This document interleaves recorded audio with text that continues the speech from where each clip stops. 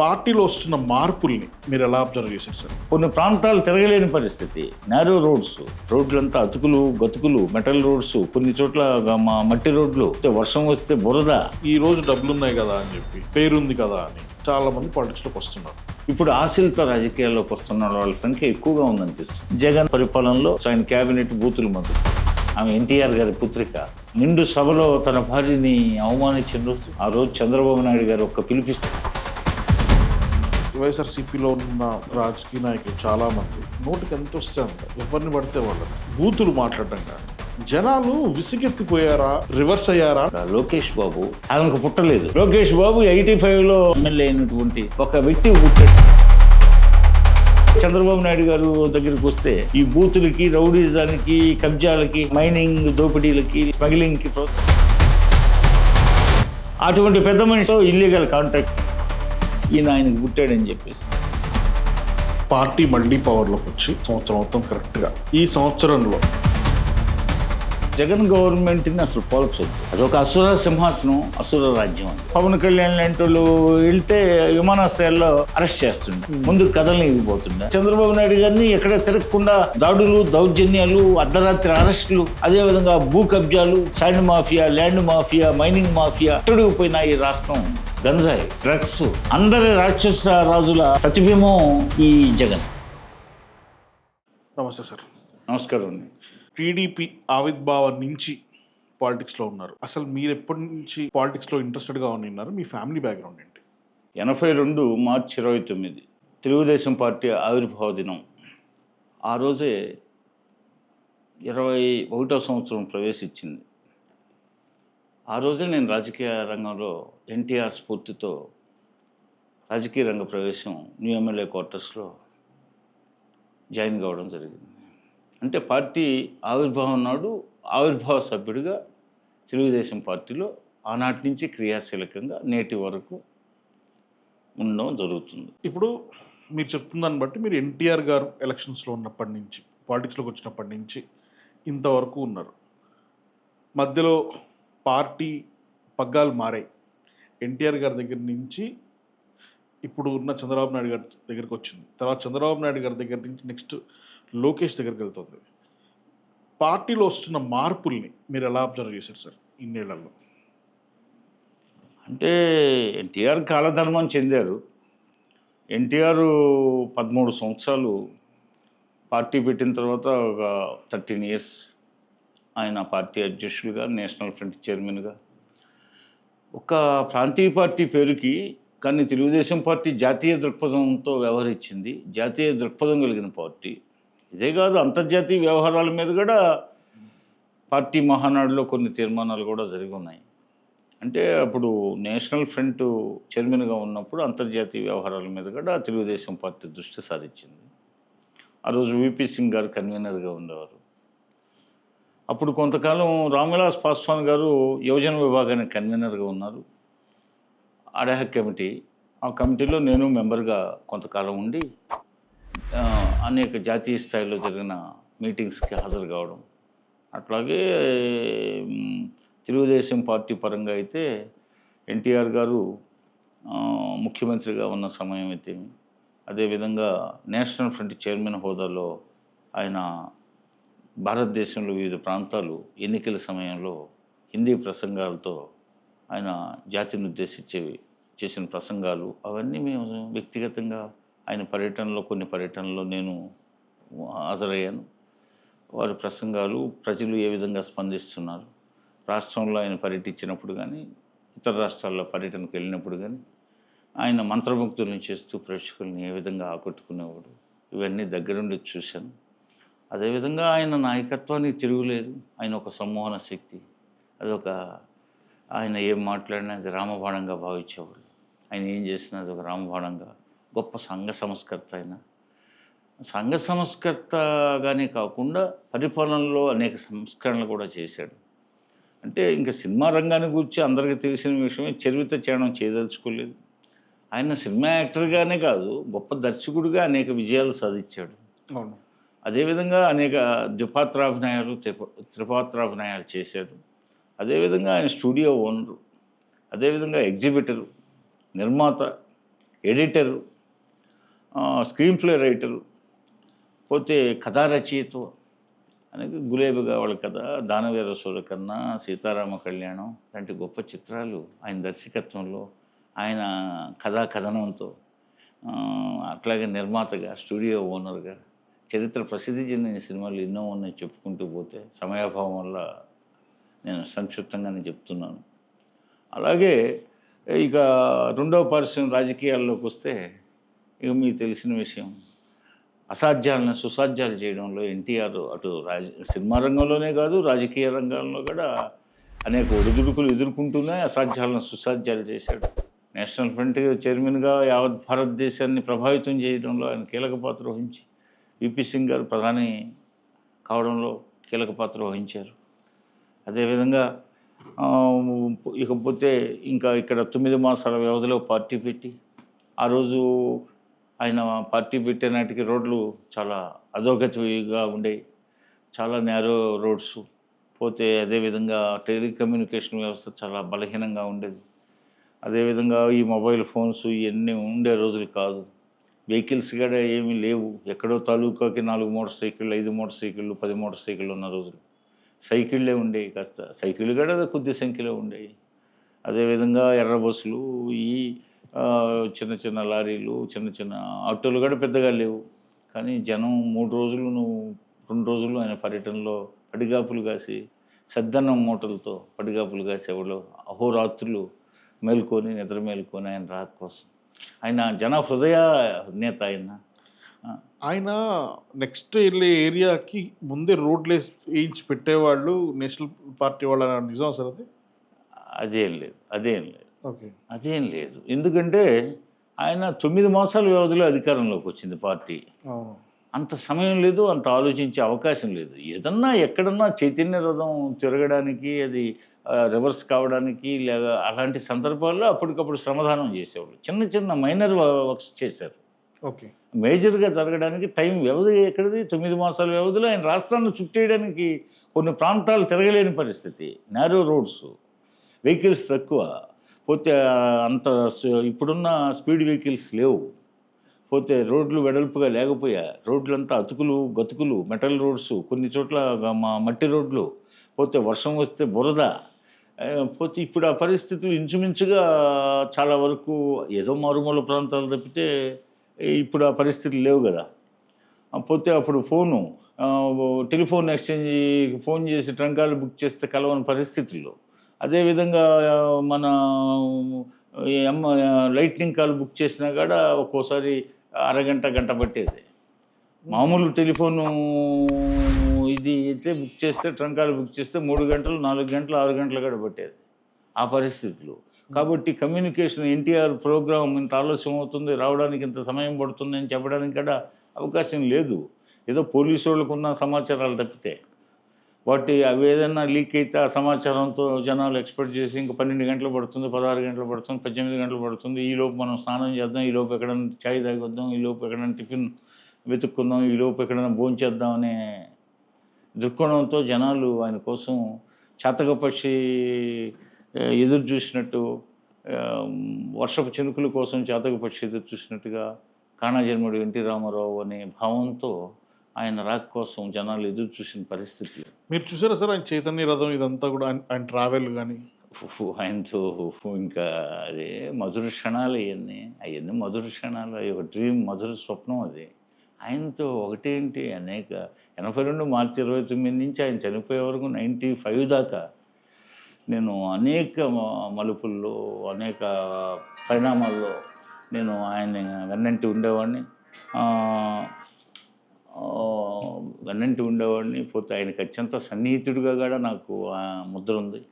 పోతే ఆయన అత్యధికంగా మాట్లాడి, సమయం వెచ్చించి, ప్రాధాన్యత ఇచ్చే మనుషుల్లో నేను ఒకడనే భావం కూడా 2 తెలుగు రాష్ట్రాల్లో పాత కేడర్ అందరికీ, ఎన్టీఆర్ని ఎదిగిన పాత రాజకీయవేత్తలందరికీ నా గురించి ఇంచుమించుగా తెలుసు.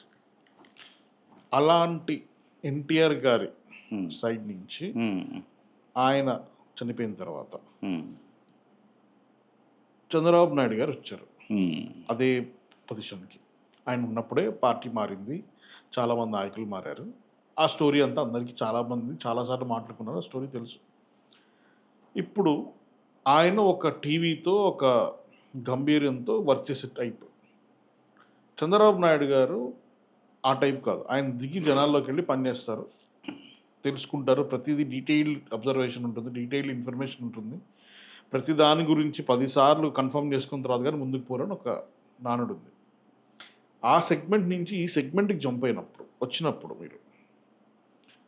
మీకేం డిఫరెన్సెస్ కనిపించాయి? ఈ ఇద్దరు లీడర్స్‌లో మేజర్‌గా? చంద్రబాబు నాయుడు గారు ఎక్కువగా సాంకేతిక పరిజ్ఞానం మీద ఎక్కువ దృష్టి పెడతాడు. అటు సంక్షేమ కార్యక్రమాలని సాగిస్తూనే, అభివృద్ధి కార్యక్రమాలు సాగిస్తూనే ఎక్కువగా ఈ మారుతున్న ప్రపంచంలో సాంకేతిక విప్లవాన్ని మనం తీసుకురావాలి. మన రాష్ట్రం వెనకబడకూడదు. ఈ రాష్ట్రాన్ని మనం అక్షర క్రమంలోనే కాకుండా అభివృద్ధి క్రమంలో కూడా ముందుంచాలి. కాబట్టి ప్రపంచంతో పోటీ పడాలంటే సాంకేతిక పరిజ్ఞానాన్ని మనం ముందుగా ఆవిష్కరించాలా అని చెప్పి తాపత్రయపడతాడు ఎక్కువగా. పోతే ఎన్టీఆర్‌తో పనితీరు అంటే ఏముంది, ఆయన చూడంగానే ఒక ఆరాధనా భావం. అసలు మాటలు రావు కొంతమందికి. ఏదో ఒక భగవంతుడు కళ్ళ ముందు ప్రత్యక్షమైనట్లుగా భావించేవాళ్ళు చాలామంది. ఆయన అదొక సమ్మోహన శక్తి. ఆయన ఎలాంటి అవినీతికి తావులేని పరిపాలన అందించాడు. పరిపాలనా సమర్థత ఉంది. పోతే దీక్షాదక్షతలతో రామరాజ్యాన్ని స్థాపించడానికి అనేక పరిపాలనా సంస్కరణలు చేశాడని నేను ముందు చెప్పాను. సంఘ సంస్కరణలు చేశాడని చెప్పాను. శ్రమదానం చేశాడని చెప్పాను. ఆ బాటలోనే చంద్రబాబు నాయుడు జన్మభూమి అవి ప్రవేశపెట్టడం జరిగింది. క్లీన్ అండ్ గ్రీన్, ఇవన్నీ స్వచ్ఛాంధ్ర, ఇప్పుడు స్వర్ణాంధ్ర, ఇవన్నీ ఎన్టీఆర్ ఏ ఆశయాలతో తెలుగుదేశం పార్టీ స్థాపించాడో ఆ ఆశయాలను కొనసాగిస్తూ ఎన్టీఆర్ లేని ఇప్పుడు ప్రపంచ పరిణామాల దృష్ట్యా మారుతున్న కాలమాన పరిస్థితులను బట్టి మనం కూడా మారాలి. కాబట్టి ఎన్టీఆర్ ఆశయాలు కొనసాగింపు ఒకవైపు, మరోవైపు చంద్రబాబు నాయుడు గారు ఆయన మనిషే కదా, ఆయనకి ఆశయాలు ఉంటాయి కదా.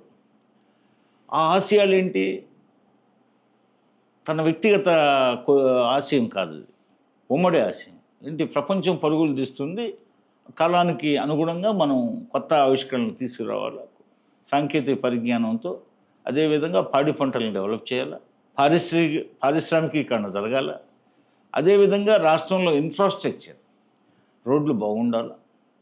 అదేవిధంగా నగరాలు స్మార్ట్ సిటీస్ ఉండాలి. అదేవిధంగా గ్రామాల్లో క్లీన్ అండ్ గ్రీన్ బాగుండాలి.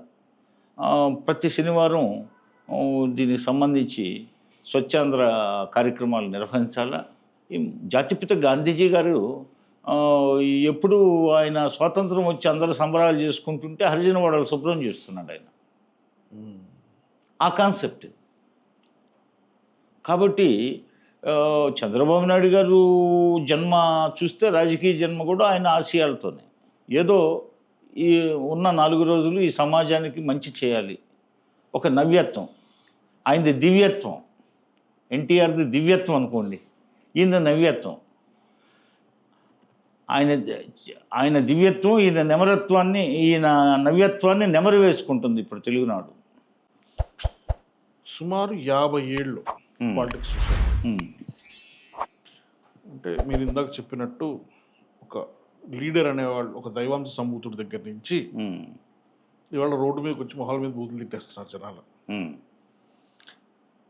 ఈ పాలిటిక్స్ యాజ్ ఎ సబ్జెక్ట్ మన తెలుగు రాష్ట్రాల్లో ఎలా మారింది? అంటే రైట్ డైరెక్షన్లో వెళ్తుందా? ఒక లీడరు జనాలకి ఎంత క్లోజ్గా ఉండాలి? ఇప్పుడు ఎన్టీఆర్ లెవెల్ అంటే ఎవరు క్లోజ్ కాదు, ఆయన క్లోజ్ క్వార్టర్స్లో తప్ప జనాలు కనిపించేవాళ్ళు, జనాలు కనిపించగానే కడుదిరి పడిపోయేవాళ్ళు. కాబట్టి ఆ సెగ్మెంట్ టోటల్గా వేరే. కానీ ఈ రోజున ఓటేసి ఒక నాయకుడిని గెలిపించిన తర్వాత వాళ్ళకి నచ్చినట్టుగా ఆ నాయకుడు నడుచుకోకపోతే రోడ్డు మీద కడిగేసే పరిస్థితి ఉంది. At the same point of time నాయకులు కూడా చాలా మారిపోయారు. ఒక నిబద్ధతతో, లేకపోతే ఒక కాన్ఫిడెన్స్తో, క్లారిటీతో పాలిటిక్స్లో ఇది చేయాలి నేను అనుకుని వచ్చేవాళ్ళు ఉండేవాళ్ళు. ఈరోజు డబ్బులున్నాయి కదా అని చెప్పి, పేరుంది కదా అని చాలామంది పాలిటిక్స్లోకి వస్తున్నారు. ఈ సెగ్మెంట్ ఆ సెగ్మెంట్ అసలు ఎలా చూడాలి? ఉమ్. అంటే ఇప్పుడు పాత రోజుల్లో దేశభక్తి సేవానిరతితో రాజకీయాల్లోకి వచ్చేవాళ్ళు. పాత రోజుల్లో అంటే మోస్ట్ ఆఫ్ ది పొలిటీషియన్స్. ఈ రోజుల్లో అప్పుడు ఎక్కువగా దేశభక్తి సేవానిరతి ఉన్న వాళ్ళు వచ్చేవాళ్ళు.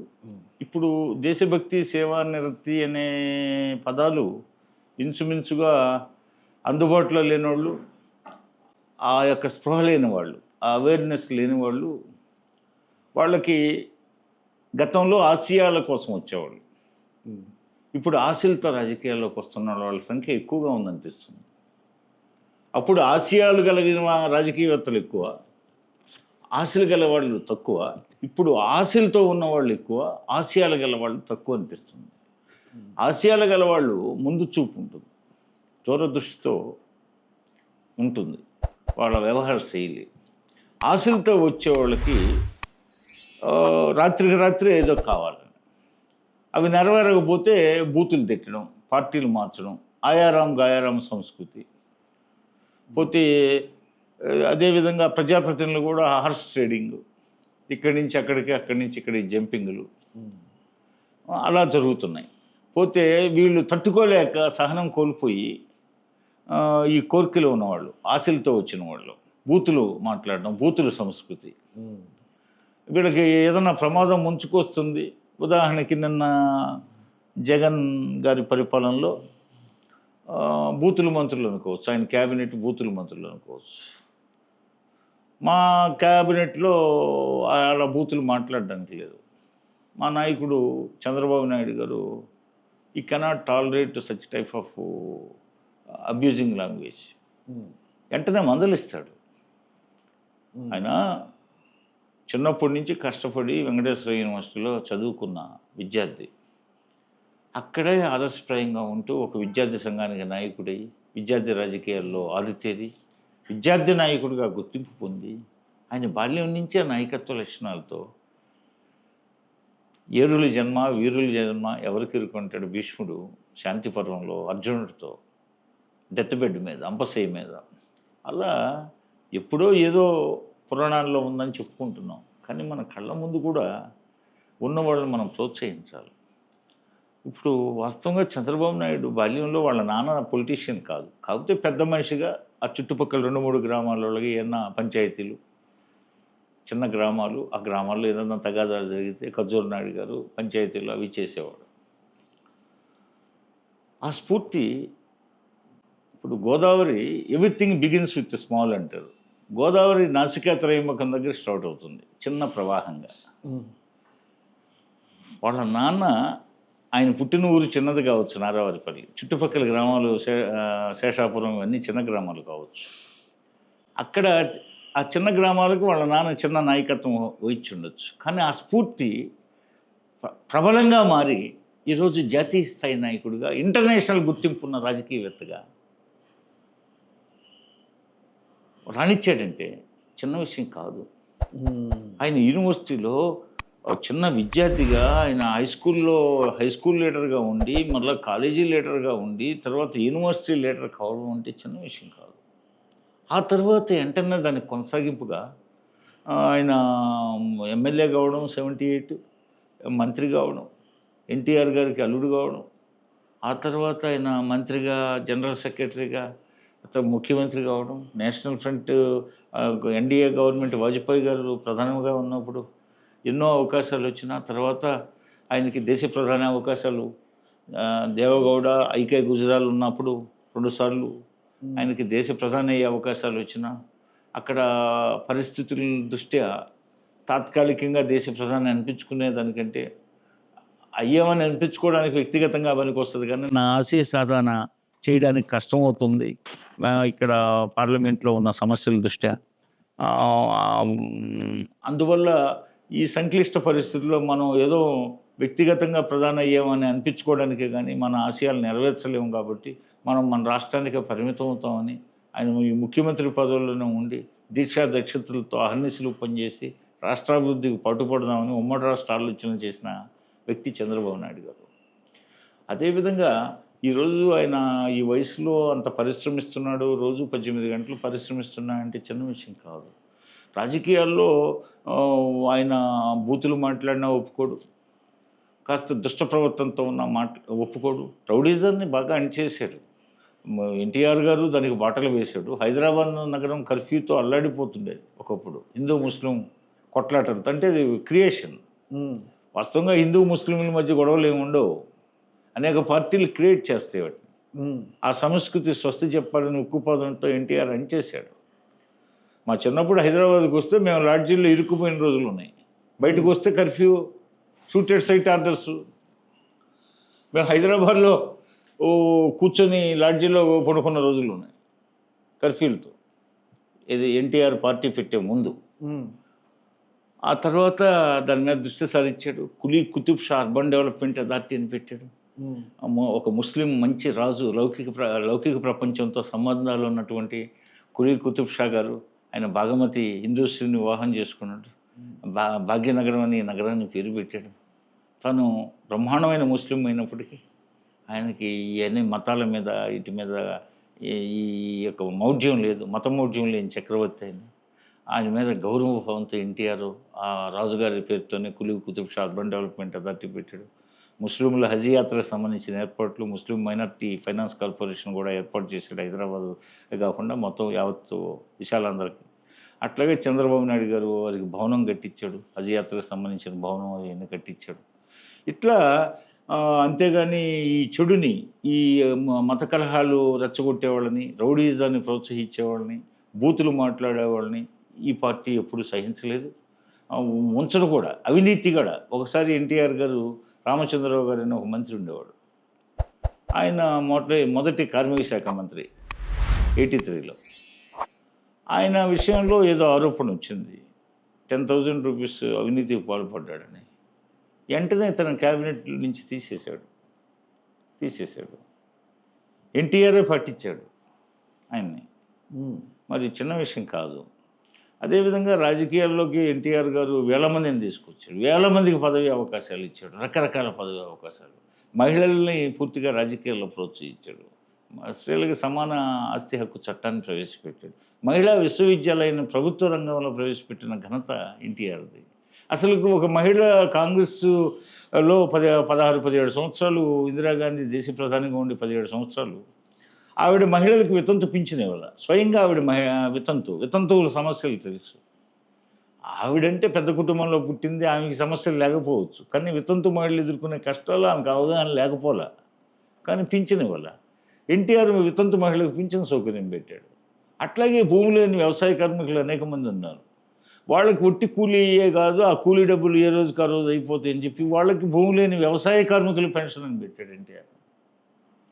అట్లాగే చంద్రబాబు నాయుడు గారు దగ్గరికి వస్తే ఇలాంటి మంచి కార్యక్రమాలకు ప్రాధాన్యత ఇచ్చారు, కానీ ఈ బూతులకి, రౌడీజానికి, కబ్జాలకి, పోతే మైనింగ్ దోపిడీలకి, లేకపోతే వీటికి స్మగ్లింగ్కి ప్రోత్సాహం ఇవ్వలేదు. ఏదైనా ఉన్నత ఆశయాలు. అసలు మనం రాజకీయాలు అంటే ఏంటి? సమాజ సేవ చేయడం అంటే ఉమ్మడికి ఉపయోగపడడం, అంతేగాని సొంతానికి పిడుగుల్లాగా, ఉమ్మడికి పినుగుల్లాగా ఉండడం కాదు. సమాజానికి ఆదర్శంగా ఉండాలా. మన సేవ ద్వారా సమాజాన్ని మనం ఉద్ధరించాలా. అదేవిధంగా సమాజానికి ఆదర్శంగా నాయకత్వం ఉండాలా అని రాజకీయ నాయకులుగా ఎన్టీఆర్ గారు కానీ, చంద్రబాబు నాయుడు గారు కానీ చాలా ఆదర్శాలు నెలకొల్పడానికి. చంద్రబాబు నాయుడు గారు ఈరోజు చాలా డిసిప్లిన్గా, పోతే డ్రెస్ కోడ్ మెయింటైన్ చేస్తాడు. ఎప్పుడు ఒకే డ్రెస్, రంగురంగులు బట్టలు, లేకపోతే రకరకాల వేషాలు వేయడు. పోతే అట్లాగే ఆయన ఎప్పుడు మాట తీరు ఒకే విధంగా ఉంటుంది, ఎక్కడ బూతులు మాట్లాడు. నిండు సభలో తన భార్యని అవమానించిన రోజు కుమిలి ఏడ్చాడు. ఆ రోజు చంద్రబాబు నాయుడు గారు ఒక్క పిలిపిస్తే ఏమవుతుంది? రాష్ట్రం ఏమవుతుంది? అతలో ఆమె ఎన్టీఆర్ గారి పుత్రిక.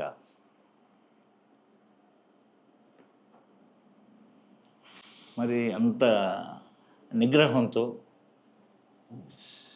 రాముడు సీతకి జరిగితే అవమానం ఏ విధంగా భరించాడో ఆ విధంగా భరించాడు. అయితే రాష్ట్ర ప్రజలు గ్రహించారు.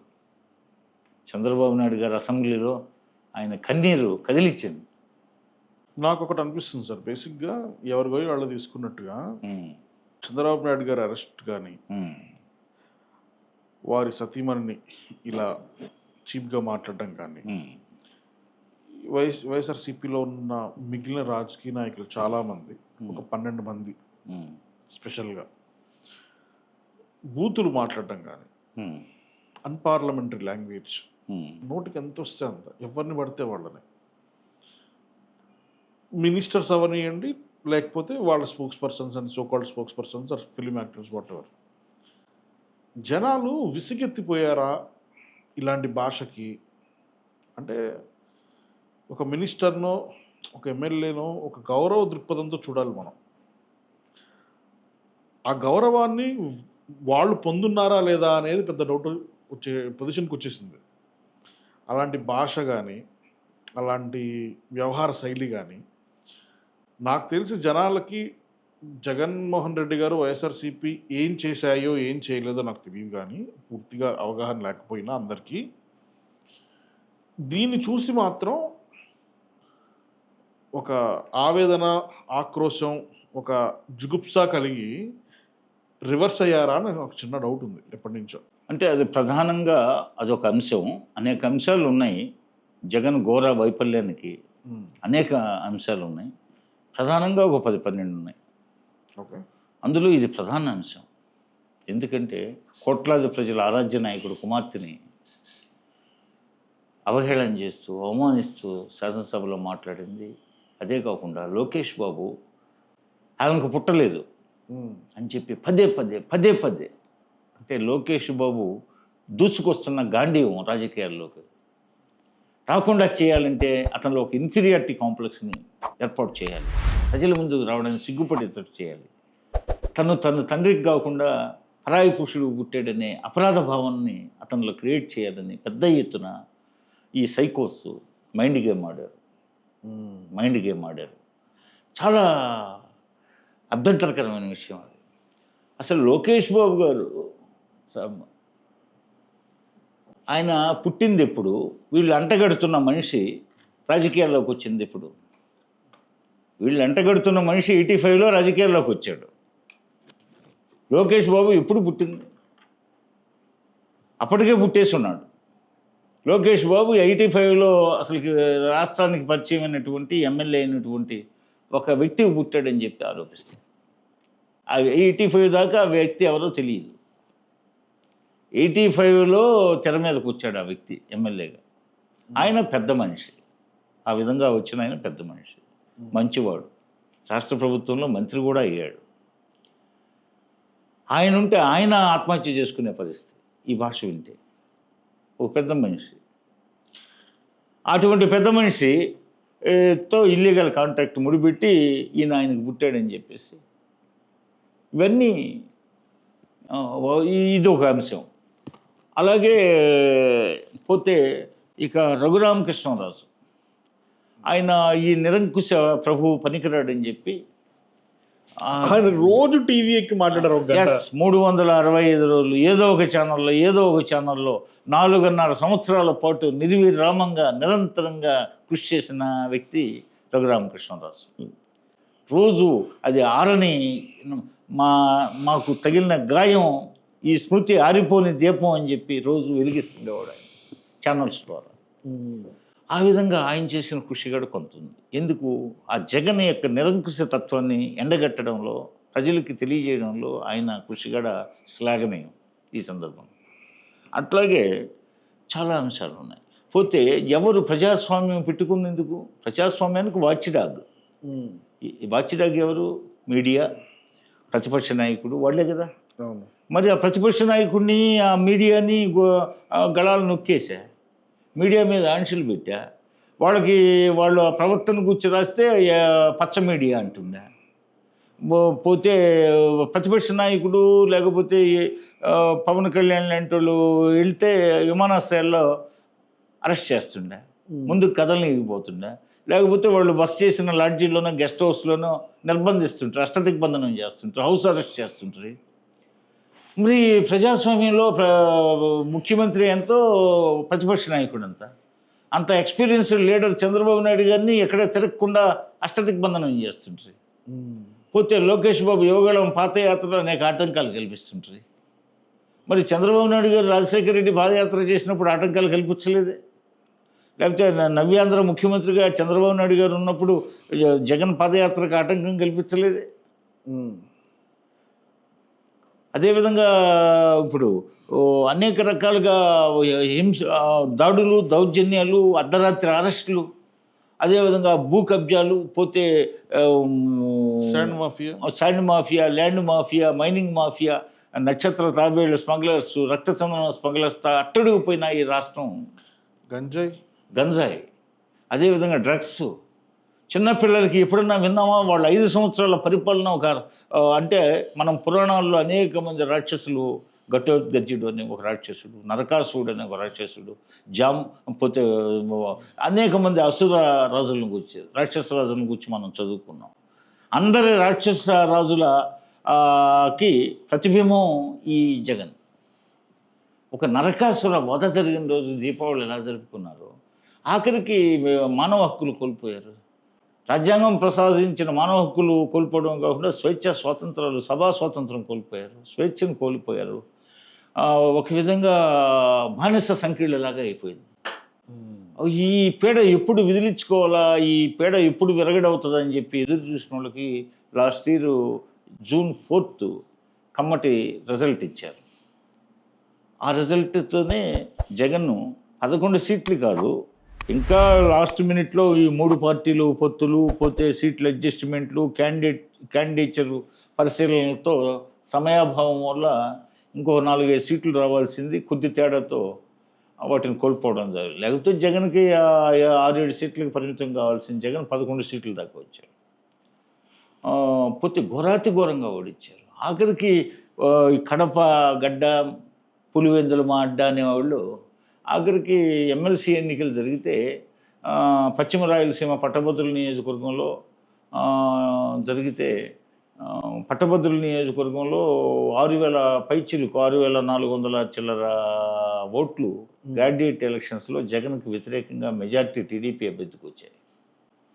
ఆ రోజే స్పష్టంగా సంకేతాలు వచ్చేసాయి. అంటే జగన్ నీ పరిపాలన కాలం చెల్లిందని. ఆ గ్రాడ్యుయేట్ ఎలక్షను అతనికి ఒక గుణపాఠం కావాలి. గుణపాఠం కాకపోగా ఇంకా రెచ్చిపోయాడు, ఇంకా కక్ష సాధింపులు మొదలుపెట్టాడు. ఏమైంది? చివరికి ఘోరాతి ఘోరంగా ఓడిపోయాడు. ఆ ఎమ్మెల్సీ ఎన్నికల్లో అతను పశ్చాత్తాప భావంతో అతను పరివర్తన చెంది మిగిలిన అసెంబ్లీ ఎన్నికల ఆ కాల వ్యవధిలో అతను కొన్ని మార్పులు తెచ్చుకొని ఉంటే ఇంత ఘోరమైన అవమానం జరిగి ఉండేది కాదు. అతను మరింత రెచ్చిపోయి తన రాక్షస గణాలను ప్రోత్సహించాడు, అన్ని రంగాల్లో ప్రోత్సహించాడు. దోచుకోండి, దాచుకోండి, నిర్బంధించండి, దాష్టీకాలకు పాటుపడండి, దాడులు చేయండి, ఎదురు ఉండడానికి లేదు మనకి. ఇది ఒక ప్రత్యేక రాజ్యాంగం, మంది ప్రత్యేక రాజ్యాంగం. భారత రాజ్యాంగం, బాబాసాహెబ్ అంబేద్కర్ రాజ్యాంగానికి మనకి సంబంధం లేదన్నట్లుగా ఇదంతా మా తాత రాజారెడ్డి సాగించిన, ఆ రోజుల్లో మా బాల్యంలో సాగించినటువంటి రాజ్యాంగం ఇది. కాబట్టి కిరాతకంగా వ్యవహరించండి అన్నట్టుగా ఇండైరెక్ట్గా ప్రోత్సహించాడు. దాని ఫలితం అనుభవించాడు. ఇప్పుడు పార్టీ మళ్ళీ పవర్లోకి వచ్చి సంవత్సరం మొత్తం కరెక్ట్గా, ఈ సంవత్సరంలో మీరు అబ్జర్వ్ చేసిన మార్పులు ఏంటి, పాజిటివ్ ఆర్ నెగిటివ్, పోయిన గవర్నమెంట్తో పోలిస్తే? ఓకే, ఇది మీరు టీడీపీకి సంబంధించిన వ్యక్తిగా కాకుండా ఒక కామన్ మ్యాన్గా మీ అబ్జర్వేషన్ చెప్పండి. నేను ఆశ్చర్య చెబుతున్నా. ఎందుకంటే పోయిన జగన్ గవర్నమెంట్ని అసలు పోల్చొద్దు. అదొక అసుర సింహాసనం, అసుర రాజ్యం. అది పీడకల, అదొక పీడకల, nightmare of state, nightmare. గౌరవనీయులు మాజీ ప్రధాని చరణ్ సింగ్ గారు నైట్ మేర్ ఆఫ్ ఇండియా అని రాశాడు. అంటే ఒక పీడకల. అంటే ఆయన ఎక్కువగా ఆర్థిక వ్యవహారాలు, భారతదేశ ఆర్థిక వ్యవహారాల మీద. అట్లాగే తరిమల నాగిరెడ్డి గారు గొప్ప కమ్యూనిస్టు యోధుడు, తాకట్లో భారతదేశం. అట్లా ఇవన్నీ చదివితే ఇలాంటి వాళ్ళ చేతికి రాజ్య పాలన ప్రజలు ఇస్తే ఏమవుతుందనేది ఈ 5 సంవత్సరాల్లో జగన్మోహన్ రెడ్డి అందరూ పురాణాల్లో చదువుకున్న రాక్షసులు ఎలాంటి వాళ్ళు ఎలాగో అంటారు అనేది తెలియదు. కానీ ఈ 5 సంవత్సరాలు ఓహో జగన్ రెడ్డి పాలన ఇలా ఉంటుంది కావాలి రాక్షస పరిపాలన. అంటే పరిపాలనలో వైఫల్యాలే కాకుండా పరిపాలన అనుభవం లేకపోవడం, పరిపాలనా వైఫల్యాలు, అదేవిధంగా దుష్టుల్ని ప్రోత్సహించడం, శిష్టుల్ని అవమానించడం, ముఖ్యంగా వ్యక్తిగతంగా దూషించడం, దూషించే వాళ్ళకి మంత్రి పదవులు కట్టబెట్టడం, దూషించే వాళ్ళని దూషించకపోతే వాళ్ళని ప్యాలెస్కి పిలిపించడం, వాళ్ళకి రిహార్సల్ చేయించడం, మళ్ళీ దూషించండి ప్రెస్ మీట్లు పెట్టండి అని చెప్పడం, ఏదన్నా ప్రెస్ వాళ్ళు అన్పార్లమెంటరీ లాంగ్వేజ్ రాయకపోతే ఎల్లో మీడియాని అంటగట్టడం, అదేవిధంగా మీడియా గళాలని అనేక ప్రసిద్ధ దినపత్రికలని, ప్రసిద్ధ ఎలక్ట్రానిక్ మీడియా, కొన్ని యూట్యూబ్ ఛానల్స్ మీద దాడులు జరిపించడం, ఆ యాజమాన్యానికి నష్టం కలిగించే విధంగా ప్రవర్తించడం, వాళ్ళకి యాడ్స్ కూడా ఇవ్వకపోవడం, తన సాక్షి పత్రిక ఒక్కదానికే కొన్ని 100 కోట్ల రూపాయలు ధారాదత్తం చేయడం, సాక్షి ఎలక్ట్రానిక్ మీడియా, ప్రింట్ మీడియాకి దాదాపు చాలా 100 కోట్ల రూపాయలు అధికార దుర్వినియోగానికి పాల్పడడం. అదేవిధంగా అంటే వాళ్ళు మొత్తం మా మైండ్ గేమ్ ప్రతి ఒక్కరిని దాడులతో అన్పార్లమెంటరీ లాంగ్వేజ్తో భయపెట్టి దౌర్జన్యకాండకు పాల్పడితే భయపడిపోయి ఇంకా ఇంట్లో దాక్కుంటే మనకు అడ్డొచ్చేవాళ్ళు ఉండదనే ఒక వ్యూహ ప్రకారం నడుచుకున్నారు 5 ఏళ్ళు. సరే, ఈ వాక్ స్వాతంత్రం, సభా స్వాతంత్రం కోల్పోయిన వాళ్ళు రాజ్యం ప్రభువు నుంచి శాంతిని ఆశిస్తారు, సౌఖ్యాన్ని ఆశిస్తారు. శాంతి సౌఖ్యాలు 2 కరువైపోయిన పరిస్థితుల్లో ఈ ప్రభుత్వాన్ని ఎప్పుడెప్పుడు ఎన్నికలు వస్తాయా పక్కన పెట్టాలని కాచు కూర్చున్న ఓటర్స్ విజ్ఞప్తితో వ్యవహరించి అఖండ విజయాన్ని ఈ కూటమి ప్రభుత్వాన్ని గద్దెనెక్కించడంలో వారు చేసిన కృషి మరువలేనిది, చారిత్రాత్మకమైనది.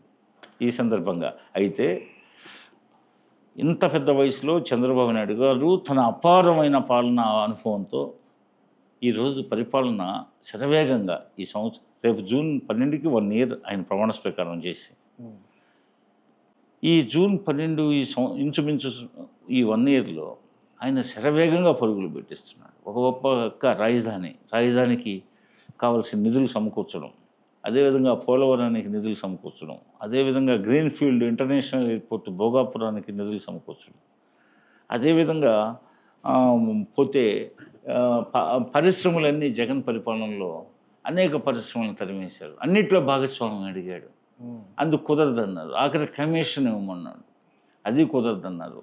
లంసమ్మ అమౌంట్లు అడిగారు, అది కుదరదన్నారు. ఆత్మగౌరవంతో వాళ్ళు ఇక్కడ ఈ రాష్ట్రంలో ఇతను ఉన్నంత వరకు మనం పరిశ్రమలు పెట్టి సజావుగా బతికి పట్టగడం కష్టం అని చెప్పి వాళ్ళు వెళ్ళిపోయారు. అదేవిధంగా చంద్రబాబు నాయుడు గారు ఉన్నప్పుడు విశాఖపట్నం వేదికగా అనేక వందల పరిశ్రమలకి ఎంఓఏలు కుదుర్చుకున్నారు. వాళ్ళందరూ వెళ్ళిపోయారు. పోతే ప్రసిద్ధమైన కంపెనీలు చాలా ఆంధ్రప్రదేశ్లో ఆల్రెడీ అడుగుపెట్టిన కంపెనీలు కూడా భయపడి పారిపోయింది. ఈ నేపథ్యంలో చంద్రబాబు నాయుడు గారు మళ్ళీ పరిశ్రమలు రాబట్టడానికి తిరిగి వాళ్ళందరినీ బతిమలాడి భంగపడి కొన్ని పరిశ్రమలు తీసుకురావడం జరిగింది. ఇంకా పరిశ్రమలు రాబోతున్నాయి. అదేవిధంగా లోకేష్ బాబు గారు వాళ్ళ తండ్రికి అండదండలుగా ఆయన ఎప్పటికప్పుడు ఈ పరిశ్రమలు రావడానికి చాలామంది నిరుద్యోగులకి ఉద్యోగ కల్పనలో పెద్దపీట వేయాలని తండ్రి కొడుకులు చేస్తున్న ప్రయత్నం ఎంతో వేగవంతంగా ఉంది. పరిశ్రమలు రప్పించడంలో వేగవంతంగా, అటు నిరుద్యోగులకి ఉపాధి కల్పించడంలో వేగవంతంగా, అదేవిధంగా సాధారణ పరిపాలనని వేగవంతంగా ముందుకు సాగించడంలోనూ, అదేవిధంగా సంక్షేమ కార్యక్రమాల్లో ఇప్పుడు మొట్టమొదటిగా చెప్పాల్సింది పింఛన్. ఒక్కసారిగా 1000 రూపాయలు పెంచాడు, 3000 నుంచి 4000. అంతకుముందు 200 ఉన్న పింఛన్ని 2000 చేసింది చంద్రబాబు నాయుడు గారు. మళ్ళా 2000 పింఛన్ని సంవత్సరానికి 250 అని వాళ్ళు ఏమైనా బెచ్చగాళ్ళ ముష్టి విధిల్చినట్టు విధిలిస్తూ 3000 చేశాడు. 3000 జగన్మోహన్ రెడ్డి. దాన్ని వెంటనే ఏకకాలంలో మరో 1000 పెంచి 4000 చేశాడు. ఈరోజు అది డిసెంబర్, ఆ నెలలో చివరి రోజు సండే అయితే, సెలవు దినం అయితే, ఏదైనా పండగ పాపం ఉండి ముందు రోజే అంటే నిన్న చూడండి మీరు, జూన్ 1 ఇవ్వాల్సిన పింఛను మే 31కి అందజేశారు. అందులో మేము రికార్డ్ సాధించాం. అదేవిధంగా ఉద్యోగులకి జీతాల విషయంలో జగన్మోహన్ రెడ్డి జీతాలు ఇవ్వలేక జీతాల బకాయిలో పెరిగిపోయిన పరిస్థితి. అదేవిధంగా పింఛన్దారులను ఇబ్బంది పెట్టాడు. ఏది పింఛన్ మీద బతికోవాలని, ఏది ఉద్యోగాలు చేస్తూ రిటైర్డ్ అయిన పింఛన్దారుల సంగతి నేను చెప్పేది, వాళ్ళని ఇబ్బంది పెట్టాడు. అదేవిధంగా కేంద్రం 93 పథకాలు, కేంద్ర ప్రభుత్వ పథకాలు అమలు చేయకుండా ఆ నిధులను డైవర్ట్ చేశాడు. అదేవిధంగా ఇసుకని దాని పెద్ద వ్యాపార సామ్రాజ్యంగా మార్చాడు. స్మగ్లర్స్ని తయారు చేశాడు. అడవులో ఇప్పుడు పర్యావరణానికి తోడ్పడే చెట్లని, వర్షాలు రావడానికి కారణమయ్యే చెట్లని, పోతే మనకి ఎంతో పరపరాగ సంపర్కం జరపడానికి పనికొచ్చే పక్షుల్ని అంతా ఆశ్రయం ఇచ్చే అడవులను నరికేమని అడవుల్లో ఉండేటటువంటి అనేక చెట్లతో పాటు ప్రధానంగా రక్తచందనం చెట్లను నరికించాడు. అదేవిధంగా ఆయన టూర్లకు పోతుంటే ఏడన్నా రోడ్ల పక్కన ఉండే నీడనిచ్చే చుట్టూ చేమనగడ్డ నరికిచ్చాడు. అంటే బురకా పద్ధతుల్లో ఆయన రాజ్యం లేట. నాకు బాధ అనిపించేది ఏంటంటే, నాకు అర్థం కాని విషయం ఒకటి ఉంది. స్టిల్ పవన్ కళ్యాణ్ గారు, చంద్రబాబు నాయుడు గారు వీళ్ళందరూ కలిశారు, పనిచేశారు, తిరిగారు, గెలిచారు. స్టిల్ 40% ఓటింగ్ అటువైపు కూడా పడింది. ఒక్క 5-10% నెక్స్ట్ ఎలక్షన్కి అటు ఇటు అయితే మళ్ళీ ఆయన గెలిచే పరిస్థితి ఉందా? వీళ్ళు ఇప్పుడు రెడ్ బుక్ రాజ్యాంగం అని అరుస్తున్నారు. చాలామంది ఆల్రెడీ వైఎస్ఆర్సీపీలో మినిస్టర్స్ గాను, ఎమ్మెల్యేలు గాను పనిచేసిన వాళ్ళని అరెస్టులు చేసి మల్టిపుల్ కేసెస్ పెట్టి బెయిల్ రన్నింగ్ కూడా చేసి ఇవన్నీ కూడా జరుగుతున్నాయి. అలా జరగడానికి కారణం ఒకటి ఉంది. మాకు ఇప్పుడు చంద్రబాబు నాయుడు గారికి ఎవరి మీద వ్యక్తిగత కక్ష సాధింపులు అవి ఆయన నేచర్ కాదు. మొదటి నుంచి ఆయన రాజకీయ జీవితాన్ని మీరు పరిశీలించండి. ఆయన ముఖ్యమంత్రి అయినప్పుడు కానీ, ఫైనాన్స్ అండ్ రెవెన్యూ మినిస్టర్గా ఉన్నప్పుడు కానీ, ఆయన తెలుగుదేశం పార్టీ జనరల్ సెక్రటరీగా ఉన్నప్పుడు కానీ, ఆయన ఎప్పుడు వ్యక్తిగత కక్షలు, కార్పణ్యాలకి, దాడులకి ప్రాధాన్యత ఇవ్వడని నేను ముందే చెప్పాను. ఇది చట్టం. అంతకుముందు ప్రజలు ఎందుకు మాకు ఈ మ్యాండేట్ ఇచ్చారు? ఇంత పెద్ద ఎత్తున 94% స్ట్రైక్ రేట్తో ఎందుకు ఈ మ్యాండేట్ ఇచ్చారు? ఘోరమైన తప్పిదాలు చేశారు. మరి అసలు మమ్మల్ని మొదటి 7-8 మాసాలుగా అనేక మంది మేము ఎక్కడో పోతే అక్కడ ప్రశ్నించారు. ఎప్పుడు వాళ్ళని అరెస్ట్ చేస్తారు? ఎప్పుడు లోపలేస్తారు? ఎప్పుడు వాళ్ళ మీద చర్య తీసుకుంటారు? ఇంతవరకు మీరు చర్య తీసుకోవటం లేదు. ఏంటంటే వాళ్ళు చేసిన పాపాలు అంతా ఇంత కాదు. పాపాలు చేసిన వాళ్ళ మీద మేము మంచోళ్ళని ఇప్పుడు అభంశుభం తెలియని వాళ్ళని వాళ్ళు అరెస్ట్ చేశారు, దాడి చేశారు, దౌర్జన్యం చేశారు. పోతే మీరు డాక్టర్ సుధాకర్, డాక్టర్ వృత్తి ఒక పవిత్రమైన వృత్తి. ఒక దళితుడు కష్టపడి చదువుకొని పైకి వచ్చి 30 సంవత్సరాల పైగా వైద్య సేవలు అందిస్తే మాస్క్ విషయంలో చిన్న విషయం ప్రశ్నించాడని చెప్పేసి నడి రోడ్డు మీద కిరాతకంగా పెడరెక్కలు విరిచి కట్టేసి నడి రోడ్డు మీద పోలీసులు లాఠీచార్జీ చేసి ఘోరంగా బాది అతన్ని చిత్రవధ చేసి చంపేశారు. పోతే డోర్ డెలివరీ చేశారు డెడ్ బాడీని. పోతే కిరాతకంగా అనేక మంది నా దళితులు, నా అక్కలు, నా చెల్లెళ్ళని ఆయన ఎంతమంది దళితుల్ని, చీరాల్లో ఒక దళిత అబ్బాయిని, అదేవిధంగా సుధాకర్ లాంటి వాళ్ళని, అదేవిధంగా అక్కడ ఒక వారి ఎమ్మెల్సీ డెడ్ బాడీని డోర్ డెలివరీ చేయించడాలు, ఇలాంటి ఉదంతాలు అనేకం జరిగాయి. పోతే ఆ జగన్మోహన్ రెడ్డి పరిపాలన అంతా రాక్షస కృత్యాలు చూసి విసిగి వేసాడితేనే కదా మేము ఓట్లేసింది, చంద్రబాబు నాయుడిని గెలిపించింది, కూటమిని గద్దెనెక్కించింది. మరి మీరు ఎందుకు చర్యలు తీసుకోవట్లేదని ఇది ఒక వింతైన ఇదన్నమాట. అసలు ఈ ప్రపంచంలో మీరు ఈ వ్యక్తుల్ని పేర్లు పెట్టి వీళ్ళందరినీ, ఈ 100 మందిని మీరు ఎప్పుడు చర్య తీసుకుంటారు? ఎప్పుడు వీళ్ళని లోపలేస్తారు? వీళ్ళు బయట తిరిగితే సమాజానికి హాని, ఈ రాక్షసులు బయట తిరగకూడదని చెప్పేసి ఈ రోజుకి నిలదీస్తున్నారు.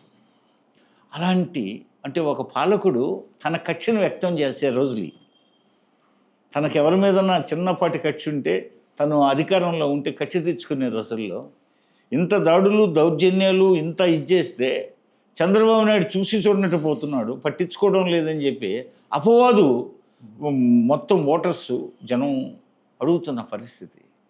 ఈ పరిస్థితుల్లో చట్టం తన పని తాను చేస్తుందనే ఉద్దేశంతో చట్టానికి అప్పచెప్పాడు. యంత్రాంగం ఉంది, పోలీస్. ఆ యంత్రాంగం అన్నిటినీ అధ్యయనం చేసింది.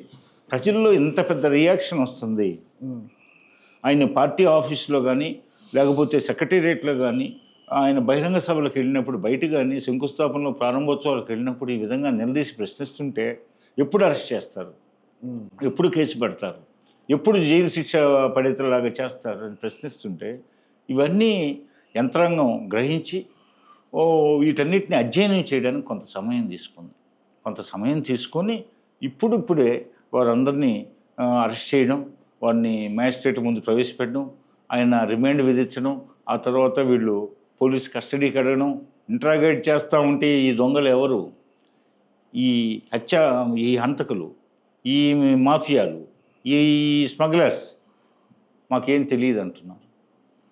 ఓ పెద్ద మనుషులారా, మీరు దొంగతనం చేశారా, మీరు స్మగ్లింగ్ చేశారా అని పోలీసు వాళ్ళు దొంగల్ని ఎదురుగా కూర్చోబెట్టుకొని వాళ్ళకి మంచినీళ్ళు కాఫీలు ఇచ్చి మళ్ళీ వాళ్ళ తరఫున ఒక లాయర్ని ఇస్తే వాళ్ళకి ఏం భయం ఉంటుంది అని ప్రశ్నిస్తున్నారు. వాళ్ళు సమాధానం చెప్పరు. మాకు గుర్తు లేదంటున్నారు, మాకు తెలియదు అంటున్నారు. మాకేం తెలియదు, మేము అభంశుభం తెలియదు, మేము ఇన్నోసెంట్స్మి, మమ్మల్ని ఎందుకు అరెస్ట్ చేశారు, మమ్మల్ని ఎందుకు తీసుకొచ్చారంటున్నారు. ఇది కక్ష సాధింపు ఎలా అవుతుంది? అసలుకి మేము బయటకు పోతే మమ్మల్ని ప్రశ్నించేది వీళ్ళని ఎప్పుడు అరెస్ట్ చేస్తారు? ప్రజలే ప్రశ్నించిన సంఘటన స్వతంత్ర భారతంలో మన రాష్ట్రంలో ఎప్పుడూ లేదు. ఒక్క జగన్మోహన్ రెడ్డి 5 సంవత్సరాల కాలం, వాళ్ళ నాన్న కాలంలో కొంత జరిగింది, అది కొంతవరకే. ఇది అవధులు దాటింది అపరిమితంగా. ఈ 5 ఏళ్ల గాయాలు మానని విధంగా ప్రజలు ఆందోళనతో ఉన్నారు. అసలు జగన్మోహన్ రెడ్డిని ఎప్పుడు అరెస్ట్ చేస్తున్నారని నిలదీస్తున్నారు. అంటే ఈ దుస్థితి ఎప్పుడన్నా ఉందా స్వతంత్ర భారతంలో, ఆంధ్రప్రదేశ్ చరిత్రలో? మద్రాసు నుంచి వేరుపడినప్పుడు లేదు, కర్నూలు రాజధానిగా ఉన్న 3 ఏళ్ళు లేదు, విశాలాంధ్రలో గెలిచిన 57 సంవత్సరాల్లో లేదు. ఇప్పుడు మరలా మనం 2014 నుంచి ఇప్పుడు దాకా ఎప్పుడూ లేని విచిత్ర పరిస్థితి 5 సంవత్సరాల్లో జగన్మోహన్ రెడ్డికి రాజ్యాధికారం చేతికిస్తే, మొన్న ఒక ఆయన మాట్లాడుతూ ఉన్నాడు. ఆయన ఒకప్పుడు మా పార్టీలో ఉన్న ఆయన, మధ్యలో మళ్ళీ ఇప్పుడు వైసీపీలో ఉన్నాడు. మేము అధికారంలోకి రేపు వస్తున్నాం, మీ అంతు చూస్తాం, మళ్ళీ మేము అధికారంలోకి వస్తున్నాం. మీరు మీడియాలో మాట్లాడేవాళ్ళు అయితేనే, అది ఎలక్ట్రానిక్ మీడియా కానీ ప్రింట్ మీడియా కానీ, అసెంబ్లీలో మాట్లాడేవాళ్ళు అయితేమి, బయట తిరిగేవాళ్ళు అయితేమి, ఈ కూటమికి చెందిన నాయకులు ఒక్కడన్నా మళ్ళీ ఈసారి మీరు మీ సంగతి ఆలోచించుకొని మాట్లాడుతున్నారా అని మళ్ళీ బెదిరిస్తున్నారు. కొంతమంది బెదిరిస్తుంటే ఈ చంద్రబాబు నాయుడు 5 నిమిషాలు అనుకుంటే వీళ్ళందరూ లోపలికి పోవడం. రఘురామకృష్ణరాజు ఒక ఎంపీ, భారత స్వాతంత్ర చరిత్రలో ఎప్పుడున్నా ఎంపీని కాళ్ళు చేతులు కట్టేసి గుండెల మీద కూర్చొని చీకటి గదిలో పెట్టి రబ్బరు వాటిని ఏమంటారు, రబ్బరు వాటిని స్టిక్స్, వాటితో కొట్టి పోతే దారుణంగా కాళ్ళు చేతులు కట్టేసి గుండెల మీద, ఆయనకి అసలే హార్ట్ కంప్లైంట్, షుగర్ ఉంది, అనేక వ్యాధులు రుగ్మతలతో బాధపడుతున్న రఘురామకృష్ణరాజు గుండెల మీద కూర్చొని ఊపిరాడకుండా చనిపోయాడని చెప్పడానికి ఎన్ని రకాలుగా ఇబ్బంది పెట్టారు.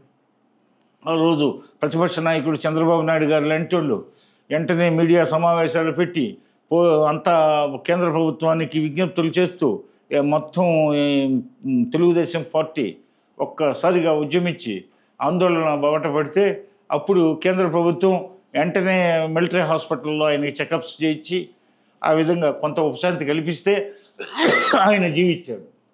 ఈరోజు ఉపసభాపతి అయ్యాడు. మరి వారు నిర్విఘ్నంగా తర్వాత జగన్మోహన్ రెడ్డి గారు ఆయన ముఠా సాగించినటువంటి అరాజకీయాలను గురించి చెప్పాడని చెప్పి ఆయన మీద ఎంతో కక్ష పెట్టుకొని ఉన్నారు ఇప్పటికీ. మరి ఇవన్నీ జనం ప్రశ్నిస్తున్నారు. రఘురామకృష్ణరాజుని ఎంపీని, అంత పారిశ్రామికవేత్తని, అంతమందికి ఉద్యోగాలు కల్పించినటువంటి అంత విశిష్టమైన వ్యక్తిని ఈ విధంగా చేశారు. అదేవిధంగా డాక్టర్ సుధాకర్ చదువుకొని ఉన్నత విద్యను అభ్యసించిన ఒక దళిత 30 సంవత్సరాల పైగా వైద్య సేవలు అందించినటువంటి అంత గొప్ప ఇన్నోసెంట్ మ్యాన్, మెత్తటి హృదయం అయింది. అటువంటి మెదక హృదయం, అటువంటి అనేక మంది దళితుల్ని, ముస్లిమ్స్ని, అదేవిధంగా మహిళల్ని చెరబెట్టారు. ఎంతోమంది పవన్ కళ్యాణ్ గారు తన ఉపన్యాసంలో 1000 మంది మహిళలు అదృశ్యం అయిపోయారు. వీళ్ళందరినీ ఎక్కడెక్కడికో పంపించారు. ట్రాఫికింగ్ జరిగింది. చిన్నపిల్లలు ముఠాలు ఎప్పుడన్నా చంద్రబాబు నాయుడు గారి హయాంలో చిన్నపిల్లల ముఠాలు దొంగిలిచ్చే ముఠాలు ఉన్నాయా? అదేవిధంగా ఆడవాళ్ళని తరలిచ్చే పరిస్థితులు ఉన్నాయా?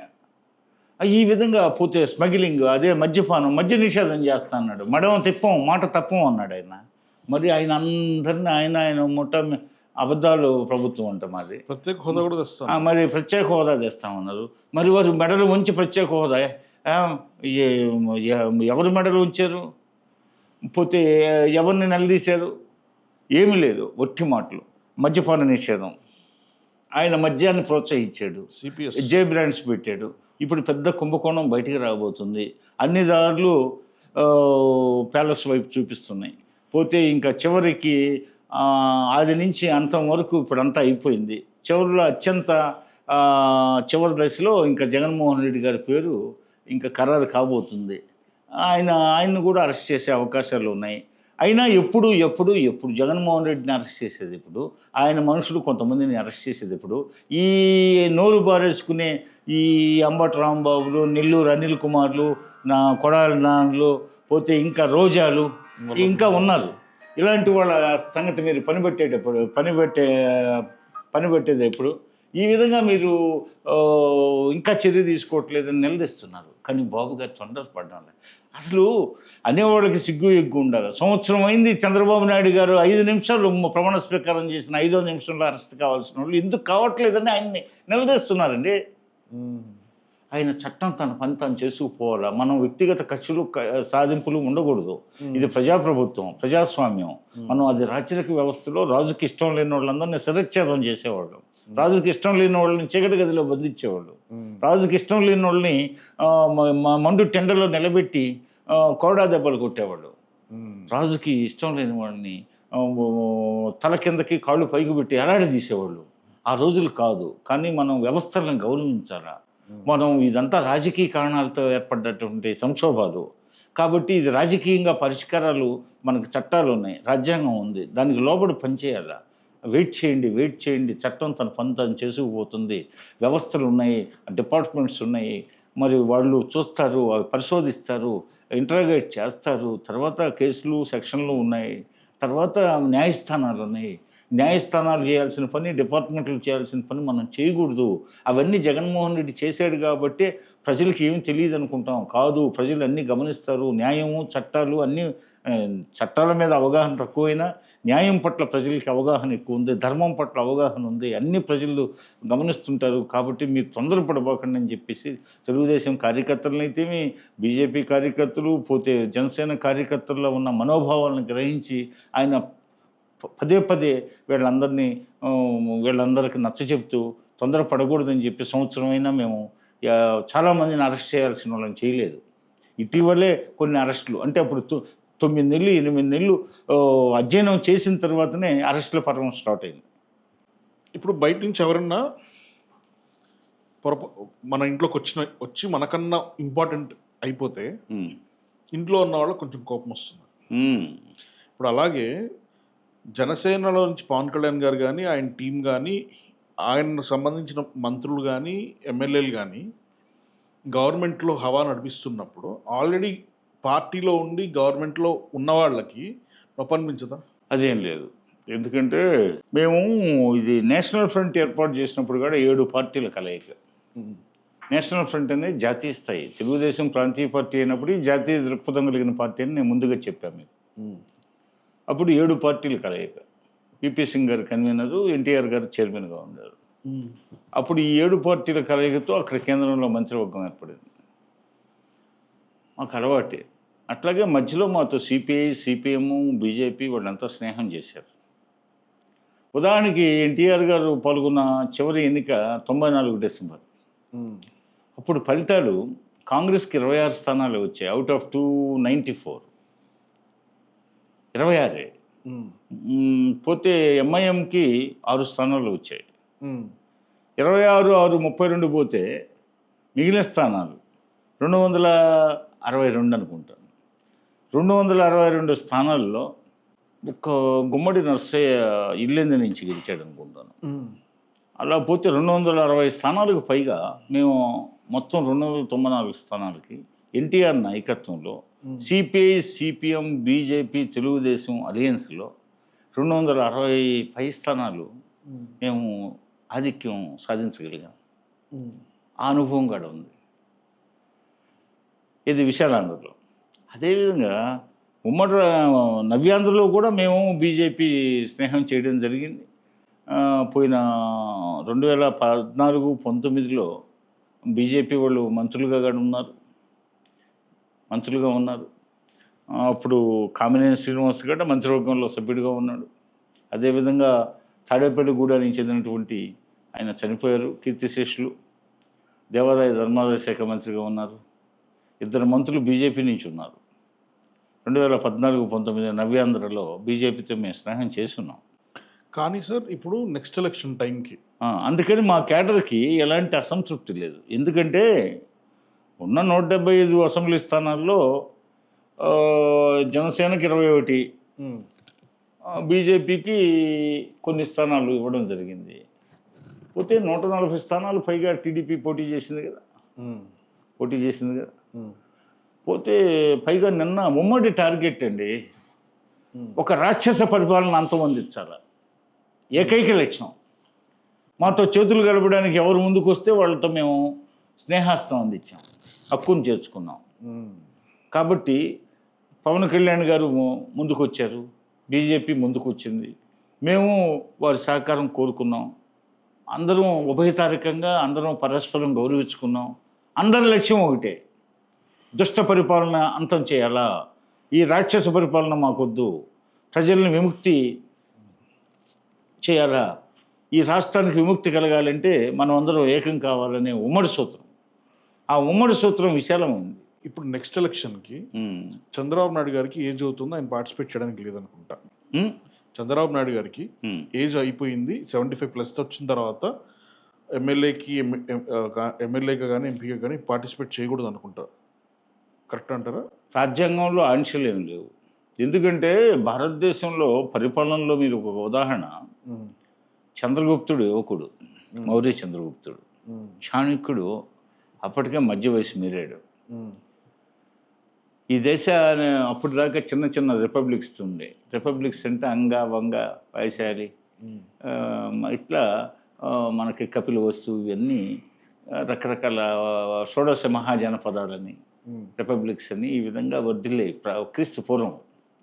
వీటన్నిటినీ రాజుల మధ్య రకరకాల తగాదాలు, ఆ తగాదారులన్నింటినీ చూసి చాణక్యుడు, అదేవిధంగా పుష్పనందులు వాళ్ళ పరిపాలన, అదేవిధంగా అలెగ్జాండర్ పరిపాలన, ఇవన్నీ అనుభవాలు ఉన్నాయి క్రీస్తుపూర్వం. వీటన్నిటిని దృష్టిలో పెట్టుకుని మౌర్య చంద్రగుప్తుడు ఏం చేశాడు, ఒక స్టాండింగ్ ఆర్మీ ఉండాలని చెప్పేసి చంద్రగుప్త మౌర్యుడిని పెట్టి ఆయన వెనకుండి మొత్తం నడిపించాడు కథ. ఇప్పుడు ఆ రోజు మనకి సుస్థిరమైన పరిపాలన, మొట్టమొదటి సుస్థిర పరిపాలన ప్రారంభమైంది మౌర్య చంద్రగుప్తుడితో. అంటే దానికి అంతటికి ప్రధాన కారణం చాణక్యుడు. ఈరోజు భారత రాజనీతికి ముఖ్య కారకుడు ఎవరంటే ఆచార్య చాణక్యుడు. ఆయన్నే కౌటిల్యుడు అంటారు, విష్ణు శర్మని రకరకాల పేర్లతో పిలుస్తారు. ఆయన రాసిన అర్థశాస్త్రం ప్రపంచ ప్రఖ్యాతి చెందింది. పోతే అట్లాగే ఇటలీలో మ్యాకియావెల్లి ఉన్నాడు రాజనీతిజ్ఞుడు. ఈ విధంగా అనేక దేశాల్లో అనేక మంది రాజనీతిజ్ఞులు ఉన్నారు. ముఖ్యంగా భారతదేశంలో చాణక్యుడు అనేక ఆస్పెక్ట్స్లో అనేక పార్శ్యాలని తడిమి చూశాడు. ప్రజలకి మంచి రాజనీతి ఉద్గ్రంథాన్ని అందించాడు. ఆ రోజు నుంచి ప్రారంభమైన మన భారతదేశ సుస్థిర పరిపాలన మధ్యలో విఫలమైన, మళ్ళీ మధ్యలో స్టాండింగ్ ఆర్మీ, అల్లావుద్దీన్ ఖిల్జీ కాలంలో స్టాండింగ్ ఆర్మీ ఉన్నది. అదేవిధంగా మనకి మొఘల్ చక్రవర్తుల్లో అక్బర్ చక్రవర్తి కాలం, ఇలా అట్లాగే మనకి చిన్న చిన్న ప్రాంతీయంగా కాకతీయ, విజయనగర సామ్రాజ్యాలు, చోళ, పల్లవులు, చాళుక్యులు, ఇలా హోయసళ్ళు, రెడ్డి రాజులు, ఇలా అనేక పరిపాలనలు మనం చూసాం చరిత్రలో. ఈ క్రమంలో ఆధునిక భారతదేశంలో మీరు 80+లో మొరార్జీ దేశాయ్ భారతదేశ ప్రధానమంత్రి అండి. ఇప్పుడు మనది విశాలాంధ్ర కూడా కాదండి. విశాలాంధ్రలో ఒక ముక్క, ఒక పాయ ఆంధ్రప్రదేశ్, ఒక చిన్న రాష్ట్రం. 175 శాసనసభ స్థానాలు కలిగిన చిన్న రాష్ట్రం, 294 సీట్ల నుంచి 175 కుదిర్చబడ్డ రాష్ట్రం. 80+లోనే మొరార్జీ దేశాయ్ ఈ దేశ ప్రధానమంత్రి అయ్యాడు. అర్థమైందా మీకు? అట్లాగే కరుణానిధి చాలా సంవత్సరాలు వయోవృద్ధుడిగా పరిపాలించాడు. జ్యోతిబసు వయోవృద్ధుడిగా 23 సంవత్సరాల దాకా ఇంచుమించుగా బెంగాల్ సీఎంగా ఉన్నాడు. అదేవిధంగా మీకు అరుణాచల్ ప్రదేశ్, హిమాచల్ ప్రదేశ్లో 80+లో ముఖ్యమంత్రులు అయిన వాళ్ళు ఉన్నారు. 80+లో మీకు ఉదాహరణకి పవన్ కుమార్ చాంగ్లా అనుకుంటాను, ఆయన హిమాచల్ ప్రదేశ్, ఆయన 24 సంవత్సరాల 165 రోజులు ముఖ్యమంత్రిగా ఉన్న దీర్ఘకాల ముఖ్యమంత్రి ఇండియాలో ఎవరంటే ఆయన వృద్ధుడిగానే వయోభారంతో ఉన్నప్పుడే ఆయన ముఖ్యమంత్రి అయ్యాడు. అట్లాగే ఇంకా చాలామంది ఉదాహరిస్తూ పోతే ఈ దేశంలో చాలామంది వృద్ధులు ఉన్నారు. అంటే నెత్తురుముండే శక్తుల నుండే యువతరం రాజకీయాల్లో రావాలి, దేశభక్తితో సేవానిరతో రావాలి. వారు పెద్దలు, అనుభవజ్ఞులు. ఇప్పుడు ఇంటికి కోడలు వస్తుంది, అత్త అనుభవజ్ఞురాలు. ఆ ఇంటికి ఎవరెవరు మనుషులు వస్తున్నారు, వ్యవసాయ పనుల నిమిత్తం ఎవరు వస్తున్నారు, లేకపోతే ఈ ఇంటికి సాంస్కృతికంగా, సాంఘికంగా ఎవరు వస్తున్నారు, ఇరుగు పొరుగు ఎవరున్నారు, వాళ్ళ గుణదోషాలు ఏంది అత్తకి తెలుస్తాయి. కోడలు కొంతకాలం ఓపిక పడితే ఆమెకి ఈ అనుభవాలన్నీ వస్తాయి, ఎవరితో ఎలా వ్యవహరించాలా, ఎలా నడుచుకోవాలని. అట్లాగే ఒక రాజ్య పరిపాలనకి దుందుడుకు స్వభావం కలిగిన వాళ్లే కాదు, దుందుడుకు స్వభావంతో ఉండేవాళ్ళతో ఇది ఒక కుటుంబమే దెబ్బతింటుంది. ఒక రాజ్యం, ఒక రాష్ట్రం సుభిక్షంగా ఉండాలంటే, శాంతియుతంగా ఉండాలంటే అనుభవజ్ఞులు కూడా ఉండాలి.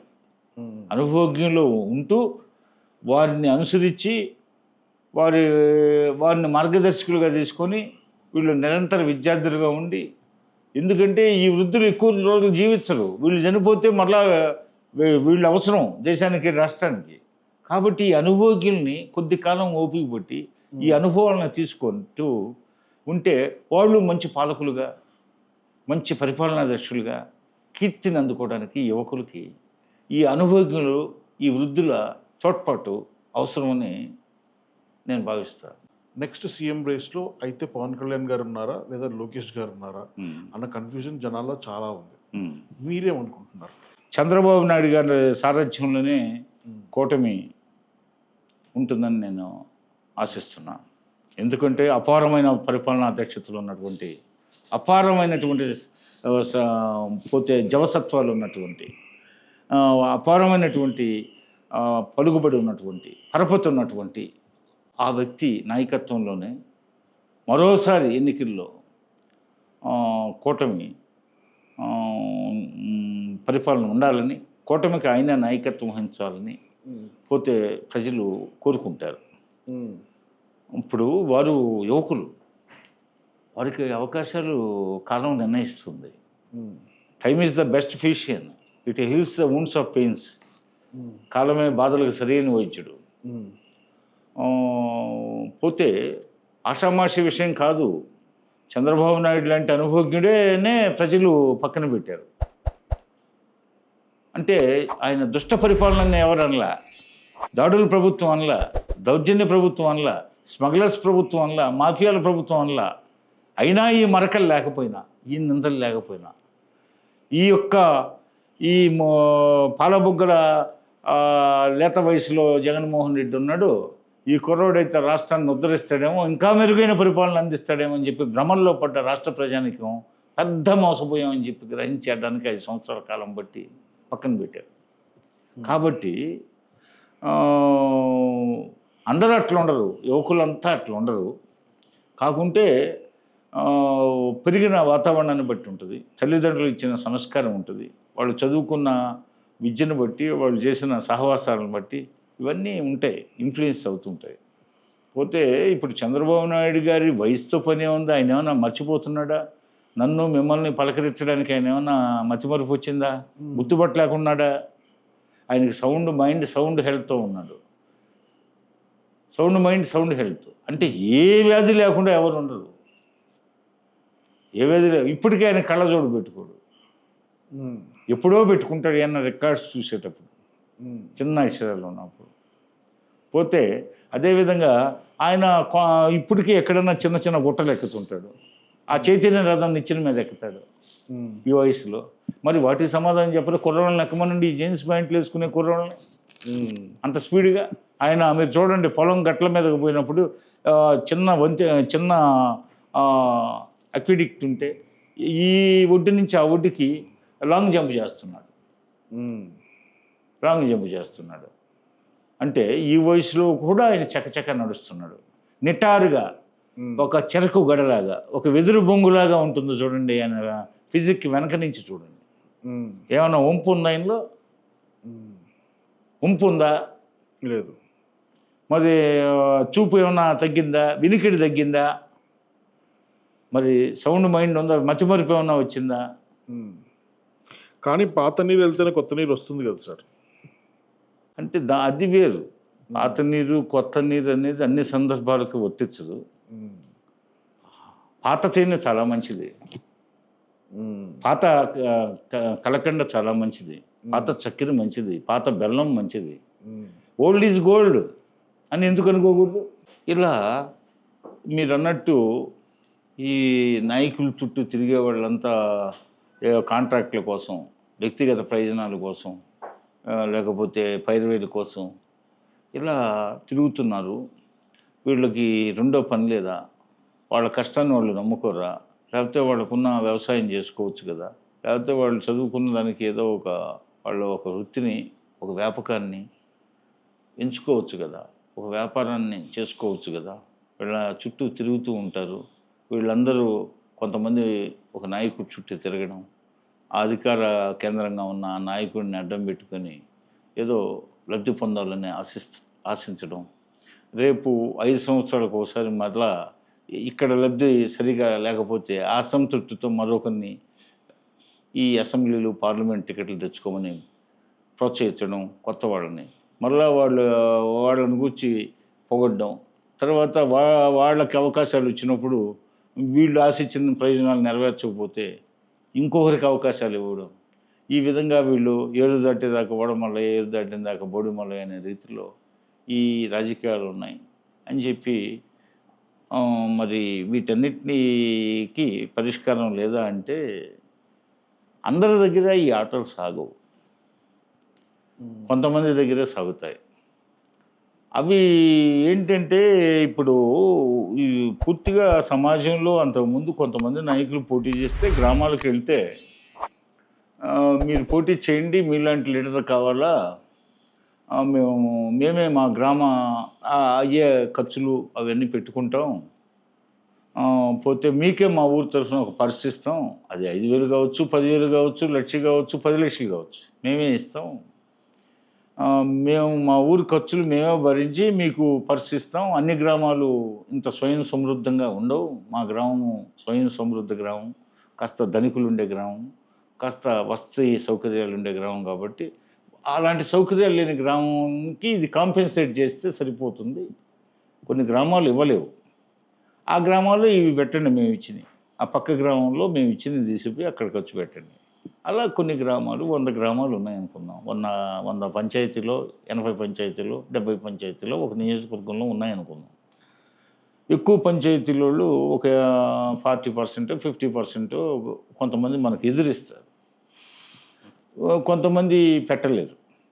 వాళ్ళ కాంపెన్సేషన్గా మేము ఇచ్చినవి ఇవ్వండి అనేవాళ్ళు. అలా రాజకీయాల్లో గుమ్మడి నర్సయ్య 5 సార్లు ఎన్నికయ్యాడు ఇల్లేందు నుంచి. మీరు చెప్తోంది జనాలు డబ్బులు ఇచ్చేవాళ్ళ రాజకీయాలు నిలబడమని? ఎలక్షన్స్ నిలబడిన వాళ్ళు డబ్బులు ఇవ్వడం కాదు. అవును, వెంకయ్యనాయుడిని తీసుకోండి, భారత ఉపరాష్ట్రపతి అయిన వెంకయ్యనాయుడిని ఆయన్ని ప్రజలే పోషించారు.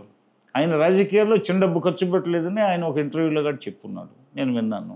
పోతే నా కళ్ళతో చూశాను. వెంకయ్యనాయుడు గారు మా ఇంట్లో బస చేసిన సందర్భాలు ఉన్నాయి, మా ఇంటికి తరచూ కొన్నిసార్లు వచ్చిన సందర్భాలు ఉన్నాయి. పోతే భారత ఉపరాష్ట్రపతి దాకా ఆయన ఎదిగాడు. ఆయన ఇంటి దగ్గర నుంచి రూపాయి తేలేదు నేను, ప్రజలే పోషించారు. డెమోక్రసీకి స్ఫూర్తి. డెమోక్రసీలో ప్రజలు నాయకుడిని తయారు చేసుకోవాలి.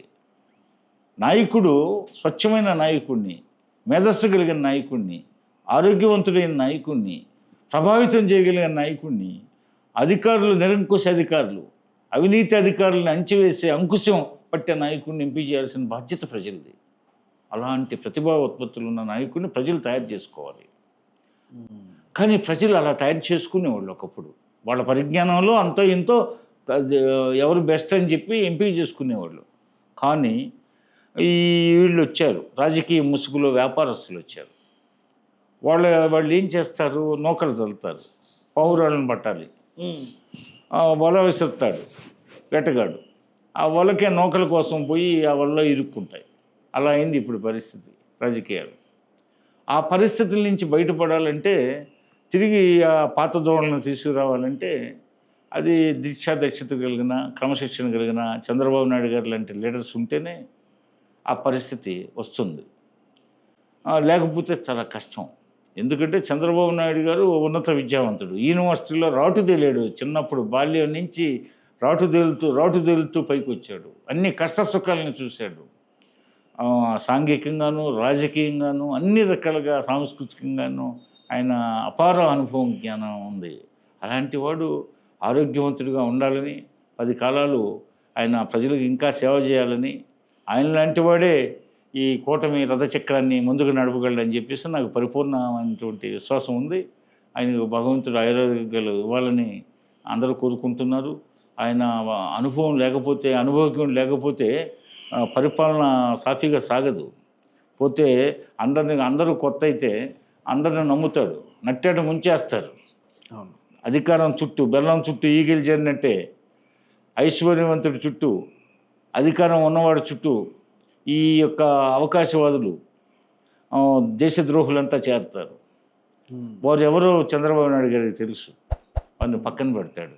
అదే కుర్రవాళ్ళు వచ్చి రాగానే వాళ్ళు రాష్ట్ర సారథ్య బాధ్యతలు వహించారనుకోండి, వారు అమాయకత్వంతో వీళ్ళంతా పెట్టేయకపోతారు. ఈ లోపు జరిగిన డ్యామేజ్ని తెలుసుకునే లోపు జరగాల్సిన నష్టం అంతా జరిగిపోతుంది.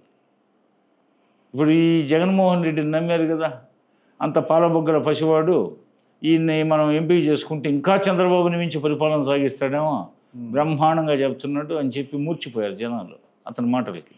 తీరా ఎంపీ చేసుకుంటే ఇతను ఎప్పుడెప్పుడు విధులుచుకున్నామా, రీకాల్ చేసే అవకాశం ఇంకా ప్రజాస్వామ్యంలో మనకి కల్పించలేదే.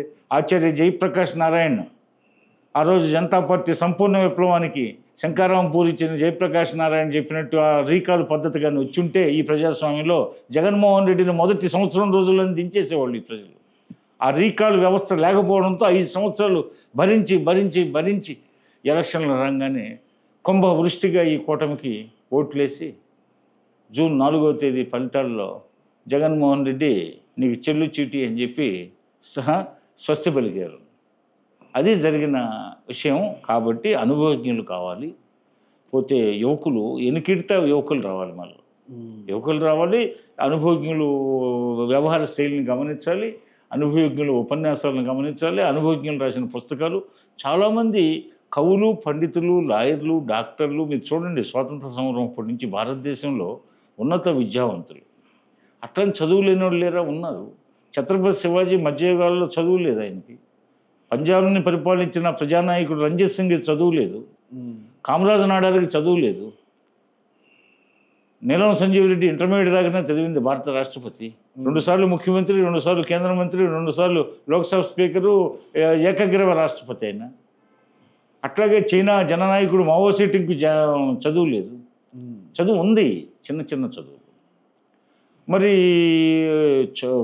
చదువుకున్న వాళ్ళు కావాలా, చదువుకోని వాళ్ళు కూడా రాణించారని దాని కింద చెప్పాను మీకు. ఎవరు, కామరాజు నాడారు ఉన్నాడు, అట్లాగే రంజిత్ సింగ్ పంజాబ్ జననాయకుడు ఉన్నాడు, అట్లాగే చైనా మావో సేటింగ్ ఉన్నాడు. వీళ్ళందరూ చాలా తక్కువ చదువుకున్నవాళ్ళు. జీవితాన్ని, ప్రపంచాన్ని, మనుషుల్ని చదివారు. ఎస్, జీవితాన్ని, ప్రపంచాన్ని, కాలమాన పరిస్థితులను అధ్యయనం చేయాలి. నిరంతర విద్యార్థిగా ఉండాలి. విద్యార్థి అంటే ఏదో హై స్కూల్లో, కాలేజీలో, యూనివర్సిటీ క్యాంపస్లో, లేకపోతే ఉద్యోగం కోసం ఏదో కోచింగ్ సెంటర్కి పోయి కోచింగ్ తీసుకొని పరీక్షలు రాసేవాళ్ళే కాదు. జీవితమే ఒక కాల పరీక్ష. ఆ పరీక్షను ఎదుర్కోవడానికి ప్రతి మనిషి నిత్య విద్యార్థిగా ఉండాలి. నిత్య విద్యార్థిగా ఉండేవాళ్ళే రాజకీయాల్లో ఉండాలి. వాళ్ళే సమాజాన్ని అధ్యయనం చేయగలరు. ప్రజల కష్ట సుఖాలని, వాళ్ళకి దేశభక్తి ఉండాలి, సేవానిరతి ఉండాలి. పేదవాళ్ళని చూసి హృదయం కరిగిపోవాలి, బాధా సత్పదర్శులను చూసి హృదయం కరిగిపోవాలి. అనేక అవమానాలకి పోతే అస్పృశ్యతకి అంటరాంతనానికి గురయ్యే వాళ్ళు ఎందరో ఉన్నారు. కారణంతో పేదవారిని ఒకే కులంలో ఒకే మతంలో పేదవారిని ఒక రకంగా చూస్తారు, ధనికులను ఒక రకంగా చూస్తారు. మనిషిని మనిషిగా గౌరవించే సమాజం కావాలి. సమానత్వం కోసం పాటుపడాలి. అంటే మనుషుల మధ్య అరమరికలు ఉండకూడదు. పోతే అందువల్ల అలాంటి సమాజాన్ని చూడాలని పరితపిస్తున్నటువంటి నేత చంద్రబాబు నాయుడు గారు. ఆ కృషిలో కూటమి ప్రభుత్వంలో బీజేపీ, జనసేన భాగస్వాములుగా ఉన్నాయి. వారందరికీ ఆశయాలు ఉన్నాయి. బీజేపీ కొన్ని ఆశయాలు ఉన్న పార్టీ. జనసేన పవన్ కళ్యాణ్ గారు ఆశయాలతోనే నేను రాజకీయ పార్టీని పెట్టానని చెప్తున్నాడు. వారు ఆ బాటలోనే మా కూటమికి మేమంతా కూటమిగా ఉంటామని వారు చెప్పారు. పోతే అందరి ఆశయాల మేరకు కూటమి ప్రభుత్వం సక్సెస్ఫుల్గా నడుస్తుంది. ఈ 1 ఇయర్లో అనేక జగన్ పరిపాలనలో గాడి తప్పిన వ్యవస్థలను చక్కబెట్టడానికి, జగన్ ప్రభుత్వంలో అవినీతిమయమైనటువంటి వ్యవస్థలన్నింటినీ ప్రక్షాళన చేయడానికి, జగన్ ప్రభుత్వంలో ఉన్నటువంటి లోటుపాట్లను సవరించడానికి, జగన్ ప్రభుత్వంలో జరిగిన దోపిడీని నివారించడానికి, జగన్ ప్రభుత్వం చేసిన అప్పుల్ని తెలుసుకోవడానికి, ఆ అప్పులకి వడ్డీ ఎంతైందని తెలుసుకోవడానికి, ఆ వడ్డీలు కట్టడానికి, అదేవిధంగా ఇచ్చిన సంక్షేమ కార్యక్రమాలు అమలు చేయడానికి, అదేవిధంగా అభివృద్ధిని పరుగులు పెట్టించడానికి ఈ సంవత్సర కాలంలో ఈ ప్రభుత్వం శరవేగంగా పనిచేసిందని నేను మనస్ఫూర్తిగా నమ్ముతున్నాను. నమస్తే సార్. Thank you.